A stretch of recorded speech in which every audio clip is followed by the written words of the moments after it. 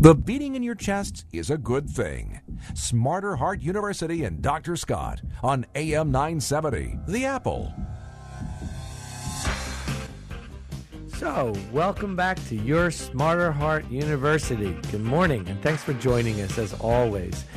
Just as a reminder, please sign up at our website, www.smarterheartuniversity.com.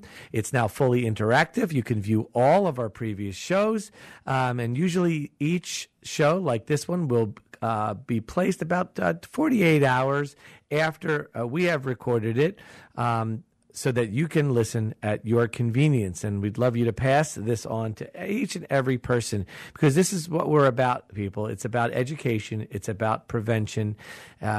We say it more than once. We're trying to get to it before it gets to you. We practice that in our own lives. We practice that in our practice, and we want everyone out there who's listening. We want to spread that word of everything that we do every single day to as many people as we can. So let's get back to Dan, our friend. Dan exercised 5 times a week. He changed to a low glycemic Mediterranean type diet, and he lost 40 pounds. He did this in about 8 months, which is, it is not recommended you lose it very, very fast. It's recommended that you lose about 10% to 12, actually 7% to 12% within about a year. His waist decreased to 36 inches. His blood pressure averaged about 120/75. His triglycerides dropped a whopping down to 104. Good cholesterol went all the way up 13 points to 43. His fasting sugar dropped to 90s, about 98. In other words, Dan lost his Big Macadak. And in this case, Dan was pretty happy about it. He got his detective job. Happy ending story. He got his detective job and has it today.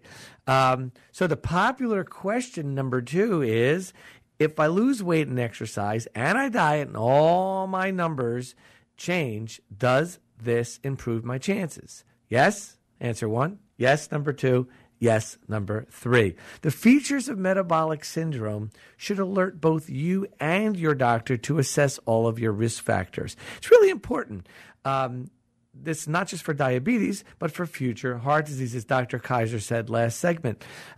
This is the conclusion, whether there's arguments or not about the existence of metabolic syndrome. It's a useful tool that is just kind of just been tossed by the wayside and not looked at enough as a screening endeavor every time somebody, as part of the history and physical and review of the labs, to communicate how preventative the power is to change your life. I don't want to sound like a preacher here, but doesn't it? It sounds like if you have the ability to look at these factors and say, wait a minute, 1, 2, 3, I've got this. Oh my God. And you go and discuss this with your doctor, you already know now from listening to this show what to do, how to change the diet, how much to exercise, etc. How do we know this works? Well, a couple of years ago, they did something called the Diabetes Prevention Program, the Leon Heart Study. Several thousand people were broken down into 3 groups. Number 1 group, do whatever the heck you want, eat, drink, and be merry. The number 2 group, take a diabetes medication and moderately exercise. Number 3 group, exercise every day and eat a low glycemic Mediterranean approach every single day. What they find in 5 years is the first time this was ever put together in a nice controlled randomized trial. The first group, at the end of 5 years, 75% of them had diabetes. The second group, in the middle group, who took the diabetic pill to prevent it, 50%. It's 50-50. 50% got diabetes, 50% didn't. But in the last group, just exercising and eating right, only 40% got diabetes. So the big arguments, Dr. Kaiser, is, does metabolic syndrome exist? Does metabolic syndrome increase the risk? These are the arguments not for us. These are the arguments that have been out there in the literature when I do the research. And lastly, what about diabetes and high blood pressure in terms of currently, right now in 2010, are they as important as they used to be?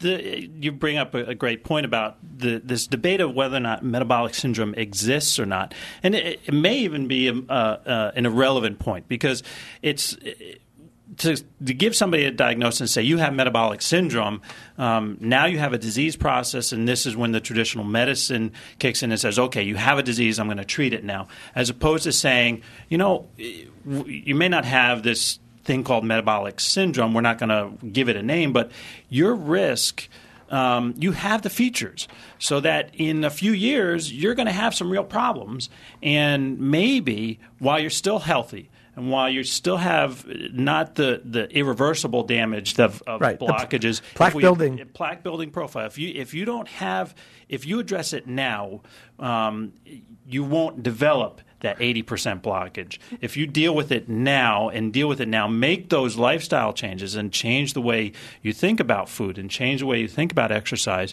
maybe you'll be able to prevent this and live a better and longer life. Change your heart, change your life. That's us.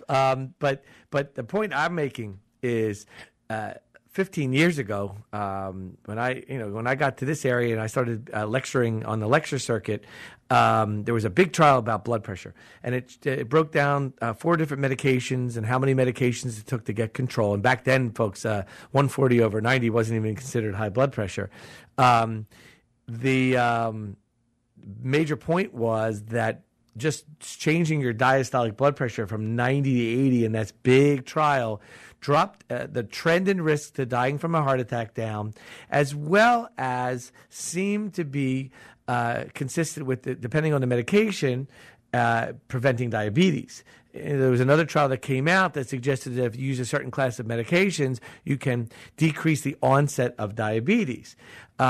Subsequently, another trial around the same time looked at both tightly getting your blood pressure down and tightly controlling your blood sugar. Now, you were just saying at the break how a brand new study, or at least a paper, has come out suggesting it, probably a retrospective analysis, I assume. I think that one actually was a prospective analysis looking forward in time. Looked at super tight blood pressure control and super tight diabetes control, and showed that there may not be any incremental reduction in heart attacks or strokes by getting extra, super control of blood pressure, super control of diabetes. But that's one study compared to all the other studies that we have. The same thing as it always is. And so I'm pointing out here, friends, don't take this as a sign to not take your blood pressure medicines and not take your diabetic medication, to slack off on your diet. And when you go in and your fasting sugar is 120 or 130 and you're just told to lose weight, we take this a little bit seriously. Now, those of you that are listening to this are going to go, this is serious. That's the take-home point for this section, is that sugar should be less than 100. We actually, in the old days, if your fasting sugar was greater than 126 or 127, 3 separate occasions, that was diabetes. And the key to this study was it was in diabetics. Right. We're not talking about, at this point, we're not necessarily talking about you already have the diagnosis of diabetes. We're talking about people who have the diagnosis of pre-diabetes, borderline diabetes, or metabolic syndrome. This study wasn't including in those patients. Right. We're talking about trying to prevent this occurrence in the first place, not trying to treat it once you've already, how aggressive should we treat it once you have the disease, official diagnosis of the disease of diabetes or high blood pressure. There's an important distinction there. Right. I mean, and the counterpoint is, does it really matter if there's no such thing as metabolic syndrome? The factors are there. They've been there for 80 years, and they contribute to, as we said, if you don't look at them, you're underestimating your risk. And I think, again, I can't say this enough, because every day in a primary doctor's office, every day in an endocrinologist's office, and every day in a heart doctor's office, we're seeing this. And, as I say, I have Dr. Scott's top 10 quotes. You've heard a lot of them throughout the shows that we've done. But perhaps one of the ones that I don't say enough here is the educated consumer is the best customer. The old Cy Sims, the great philosopher and clothing manufacturer, may he rest in peace, came up with that quote. But you know what? It is true. Those of you that are listening to this and are spreading the word, the gospel of the Smarter Heart University, that's what it's for you. It's for you, the educated consumer, in terms of what we do every day. So metabolic syndrome is one that I strongly wanted to get out there as soon as possible. So it doesn't matter whether it doesn't exist. It doesn't matter whether it itself, having these risk factors, I said 3 out of 5 increases your risk. Forget all that then. Just remember that it keys you in to look at yourself and keys you in to discuss this with your doctor about your risk for the future. Okay? So our next segment, we're going to talk about what you can do. As we always do at Smarter Heart University, what can you do about it to reduce your risk? Some of these things you haven't heard about before. We'll be right back on your Smarter Heart University. Stay tuned.